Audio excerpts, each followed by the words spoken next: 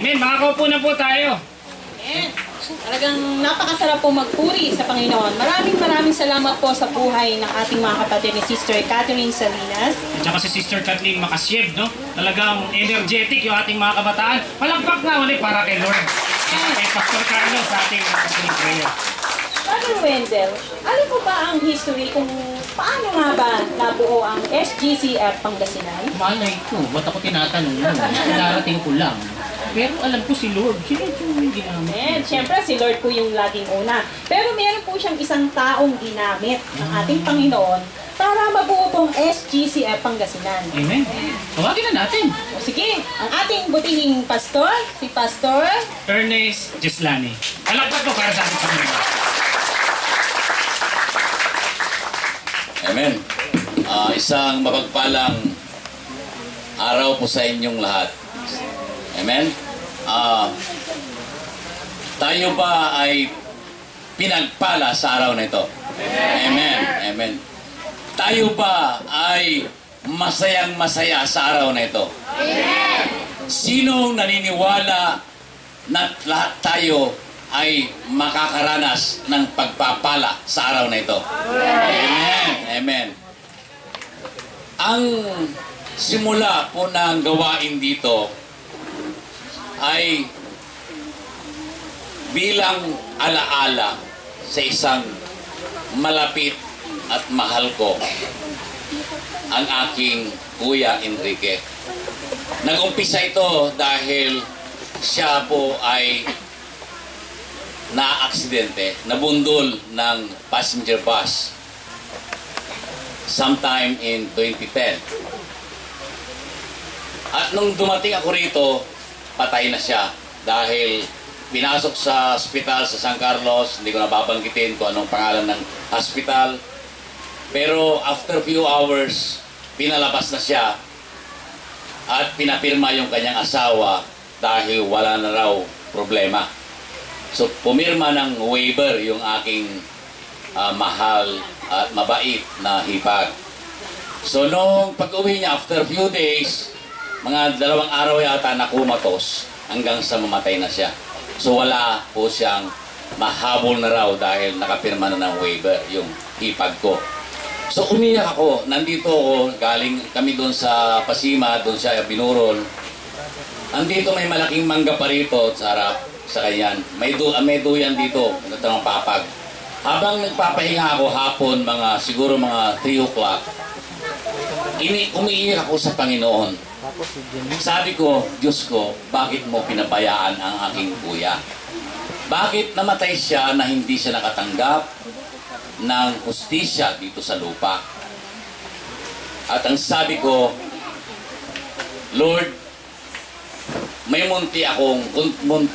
konti akong hinanakit sa iyo. Ngunit nagtitiwala ako sa iyo, Panginoon, na ang pangyayari sa buhay ng kuya ko ay magkakaroon ng magandang resulta, ng magandang kalalabasan sa kabila ng aming pagdadalamhati sa pagkawala niya na hindi makakalimutan. Pagkasabi ko po noon na nawa ay magkaroon ng magandang kalalabasan yung malungkot na pangyayari sa buhay namin, bigla akong hindi ko po alam kung ako'y nanaginip o nag-vision.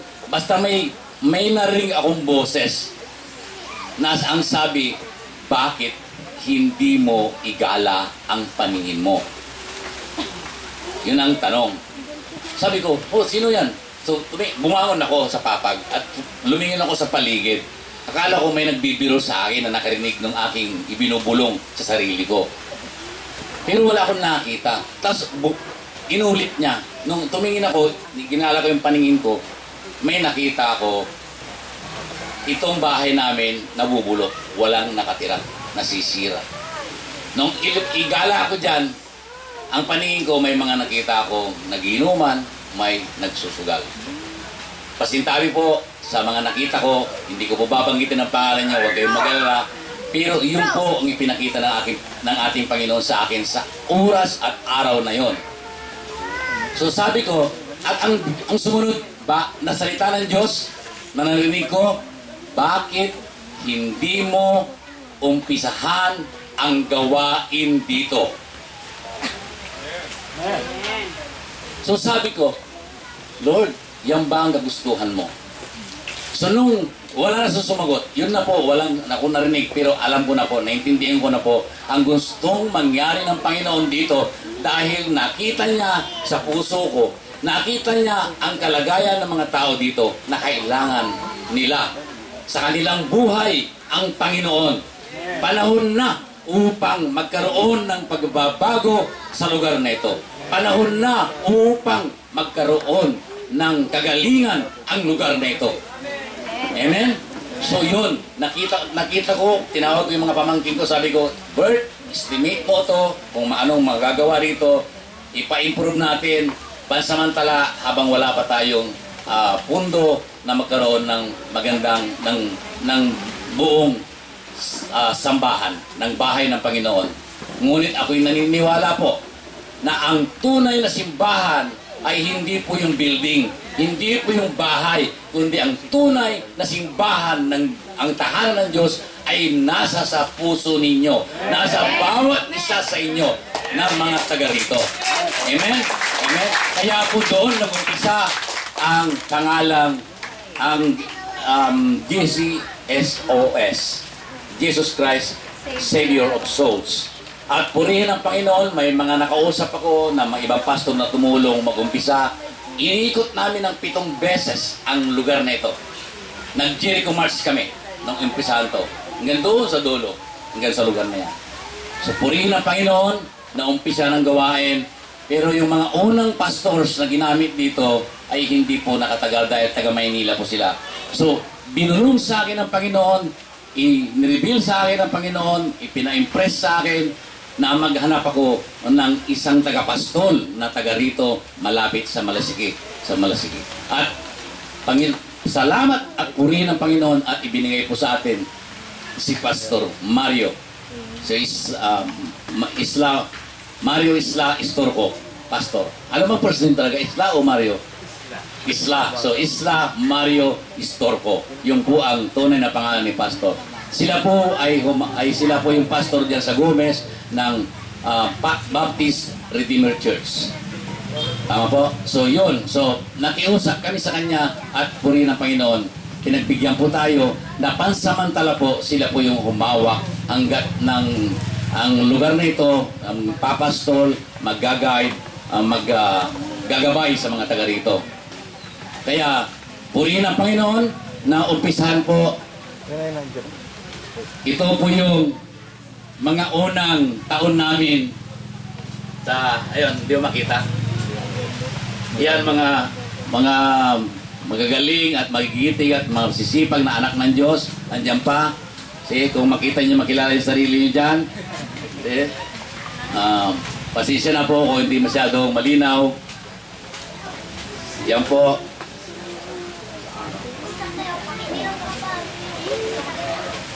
Yan po yung mga ano.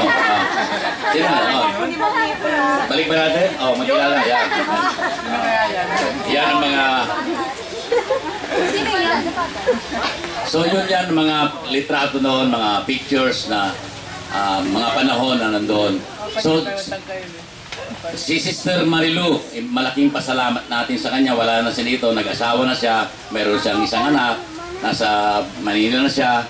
Pero siya po yung naghikayat ng mga kabataan dito para maging mamulat sila sa Panginoon.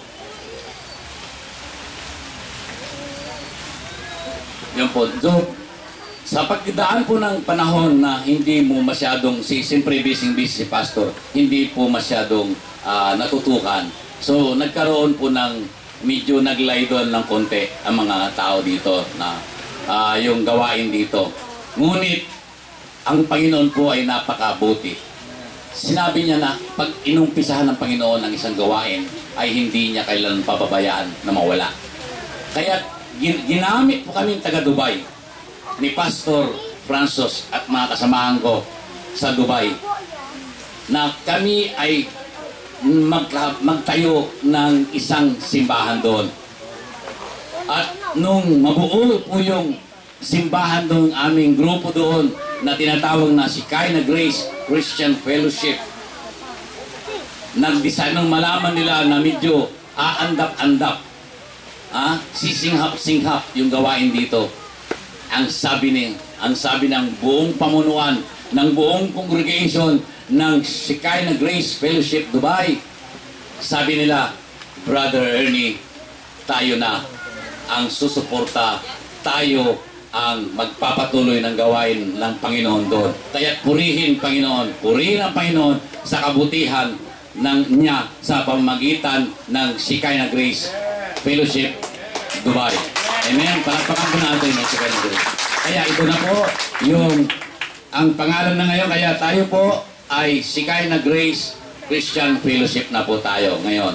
So hanggang ito na po yung ipinagdiriwang natin na 1 taon. Wala pong nakakalam na napalitan yung kasi ang pangalan. Unang-una kasi hindi po naaprubahan yung una dahil mayroon nang may dati yung Jesus Christ SOS, no? Kaya ito yung nakuha namin na inaprubahan ng Securities and Exchange Commission, no? So yun. So purihin ang Panginoon sa kabutihan niya. So ito pa yung mga pictures natin. So yung po ang maikling history ng SGCF Pangasinan. At alam ko, at ako'y nanampalataya at nananalig na hindi lang po ito ang umpisa, kundi ito pa ang umpisa ng maraming taon na ang gawain ng Panginoon ay lalong lalago rito at magkakaroon ng sariling building, ang Shekinah Grace Fellowship. Amen? Yun lang po at magandang araw po at glory to God po. Amen, amen. Praise God. Sa palakpak ulit para kay Lord. Kaya alam niyo yung history ng SGCF Pangasinan. Alam niyo po ba? Sige, mamaya may exam. Amen. Praise God.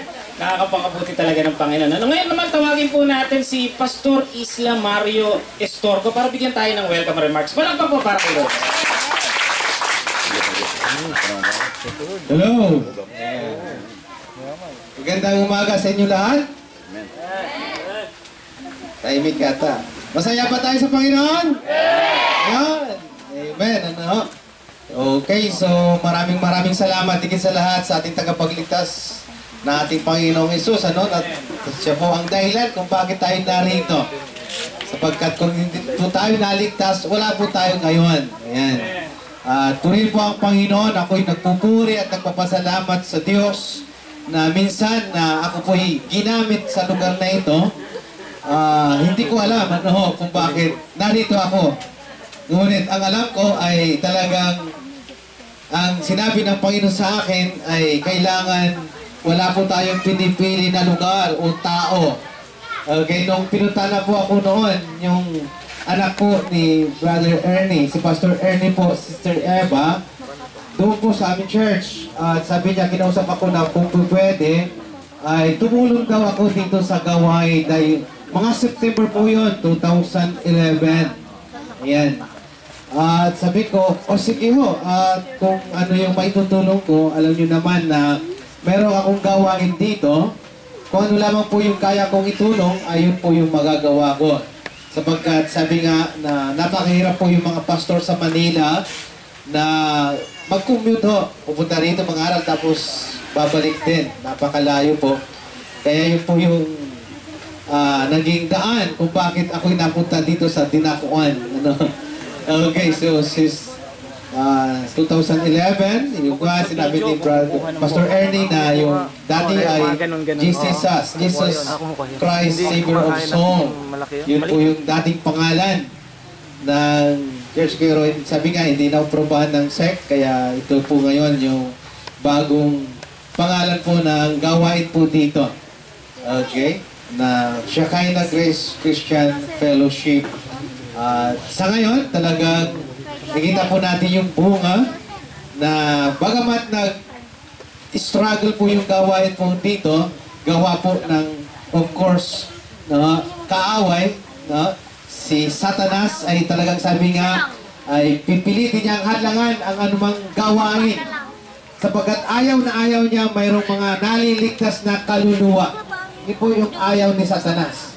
No? Pero alam po natin, ang sabi po ng Panginoon, na ang kanyang itatayong gawain dito sa lupa, sabi niya, I will build my church, sabi niya doon. At ang pintuan ng impyerno ay hindi kailanman magtatagumpay. Sabi doon, the gates of hell shall not prevail against it. Yun po yung pangako po ng Panginoon. Kaya po ako'y naniniwala na kung ang gawain ay tunay na nasa Panginoon, ay kailanman hindi ho magtatagumpay ang kaaway natin. No? Kaya puri po ang Panginoon. Ako'y nagpupuri at nagpapasalamat. Na bagamat nag-struggle po yung gawain dito, sabi ko nga, dahil marami po mga persecution, yung iba ay hindi sila pinapayagan na dumalo, no? Sa gawain, at tapat pa rin ang mga kabataan, lalong-lalo na of course, Sister Geneva, ayan. Sister Geneva, tumayo kayo. Ayan, siya po yung naging talagang concern sa mga kabataan dito. Sister Geneva, she's very faithful sa gawain po dito, Kasi nagsimula po nung wala po si Sister Marilo, doon po nagsimula talaga yung struggle, yung gawain po rito. Pero punin po ng Panginoon na talagang kanina lang talagang yung po mga bago mga kabataan na sa 22 po ang sumunod po sa water baptism po. Ayan, kaya nga punin po ang Panginoon na patuloy ho ang talagang pagbibigay po niya ng biyaya sa lugar na ito. Alam ko po na talaga ang plano ng Panginoon, sabi nga, itong lugar na ito ay mapalad. You are the chosen generation. Dinakuan, mapalad po ang lugar ho ng dinakuan sapagkat mayroon pong gawain po dito. At ang gawain po rito ay tunay na talagang ipinapangaral ang tunay na kaligtasan kung paano tayo makatiyak ng ating kaluluwa patungo sa langit. Amen? Amen ho. Yun po yung talagang pinakamalaga yan. Of course, salamat din po sa mga, of course, si Pastor Ernie, na talagang siya po yung ginamit po talaga ng Panginoon dito. Nagkaroon siya ng burden. Ayan. Sa mga kaluluwa po rito. At sa mga, of course, mga membro sa Dubai, si Pastor Francis, mga lahat na talagang sumuporta po financially talaga, sapagkat alam po natin dito sa lugar na ito na talagang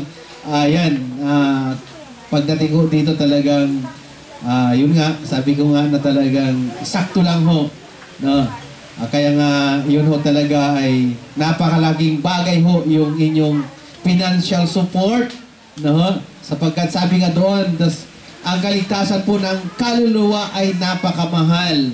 Kaya nga, hindi ho sayang, mga minamahal po, na mga kapatid po from Dubai, hindi ho sayang ang bawat sintimo, ang bawat po mga piso na ininyo pong inaambag po dito, sapagkat narito nakikita po ninyo ang bawat kaluluwa ng resulta po ng inyong mga contribution. Kapatid, Kaya nga sabi nga ng Panginoon, isang kaluluwa lamang, di ba? Ay nagkakasiyahan na po ang buong kalangitan. Amen? Kaya po tayo masaya. Ayan, sapagkat iyan po yung mga naging resulta ho. Kaya magpatuloy lang po tayo na suportahan ang gawain po ito. Ako po'y naniniwala, na biyaya po rin po si Pastor. Ayan, Carlos, amen, Ayan, sapagkat, alam niyo po, sinakripisyo po niya yung kanyang, church doon po sa Pasima. Mas pinili niya po rito. At siya na po ngayon na talagang siya nangangalaga sapagkat ako po ay linggo lang po Saturday pumupunta rito dahil meron din po ako mga dapat gawain. Kaya po rin po si Pastor Carlos, siya po yung talagang tumatayong talagang resident pastor po dito ngayon sa mga kabataan sa lahat dito sa gawain po ito. At ako po'y nagpupuri at nagpapasalamat sa bawat isa. Kaya ang nais kong hilingin lang ay patuloy po nating suportahan mga kabataan. Ang masasabi ko po sa inyo, maging tapat po tayo sa Panginoon. Ipakita po natin na ang gawain ito ay talagang tayo po ay nasa Panginoong Diyos. Mga kabataan ngayon, sana gamitin po kayo at magpagamit po kayo na marami pang mga kaluluwa na maabot po. Ayan. Okay, so dyan po sa Kuliling, marami pang mga barangay dito mga katabi natin. Yun po yung pinaka-vision po natin, na magkaroon po tayong vision na abutin po ng mga kaluluwa ng mga tao po dito. Of course, sa mga Dubai, dalangin po namin na kayo po patuloy na pagpalain. Yung mga from Dubai, para ho ay patuloy din po yung suporta po ninyo dito. At ito po yung malaking kagalakan po sa bawat isa, na kayo po'y narito ngayon. At isang mapagpalang umaga muli. Yan lamang po.